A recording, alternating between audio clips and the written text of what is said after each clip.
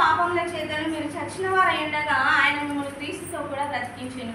మీరు వాటిని చేయొచ్చు వాయుమండల సంబంధమైన అధిపతిని అనగా అవిధేయులైన వారిని ఇప్పుడు ప్రేరేపించే శక్తికి అధిపతిని అనుసరించి ఈ ప్రపంచ ధర్మం చొప్పున మనకు నడుచుకుంటుంది. వారితో కలిసి మనమందరమును శరీరం యొక్కయు మనస్సు యొక్కయు కోరికలను నెరవేర్చుకొనుచు మన శరీరాశలను అనుసరించి మనకు ప్రవర్తించుచు కడమ వారి వలనే స్వభావ సిద్ధముగా దైవోక్రతకు పాత్రులమై ఉంటుంది. ఆయనను దేవుడు కరుణా సంపన్నుడై ఉండి మనము మన అపరాధముల చేత చచ్చిన వారమై ఉండినప్పుడు సైతము మన ఎడల చూపిన తన మహాప్రేమ చేత మనలను క్రీస్తుతో కూడా బ్రతికించును. క్రీస్తు యేసున కృప చేతనే మీరు రక్షింపబడి ఉన్నారు.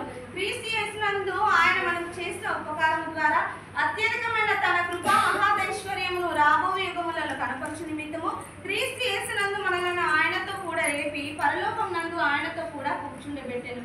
మీరు విశ్వాసం ద్వారా కృప చేతనే రక్షింపబడి ఉన్నారు. ఇది మీ వలన కలిగినది కాదు, దేవుని వరమే.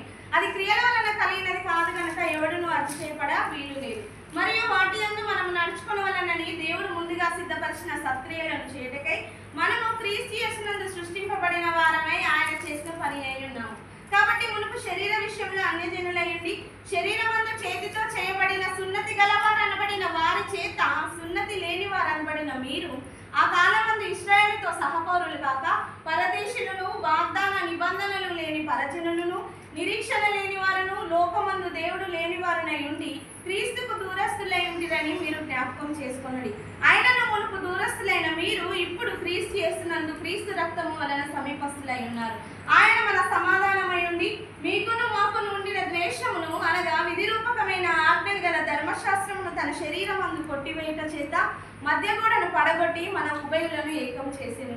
ఇట్లా సమ్మె చేయించి ఇద్దరిని తనయందు ఒక నూతన పురుషునిగా సృష్టించి తన శిల్వ వలన ఆ ద్వేషమును సంహరించి దాని ద్వారా వీరిద్దరిని ఏక శరీరంగా చేసి దేవునితో సమాధానపరచవలనని ఇలాగు చేసిన గనక ఆయనే మన సమాధాన కారకుడై ఉన్నాడు. మరి ఆయన వచ్చి దూరస్తులైన మీకును సమీపస్తులైన వారికి సమాధాన సువార్తను ప్రకటించెను.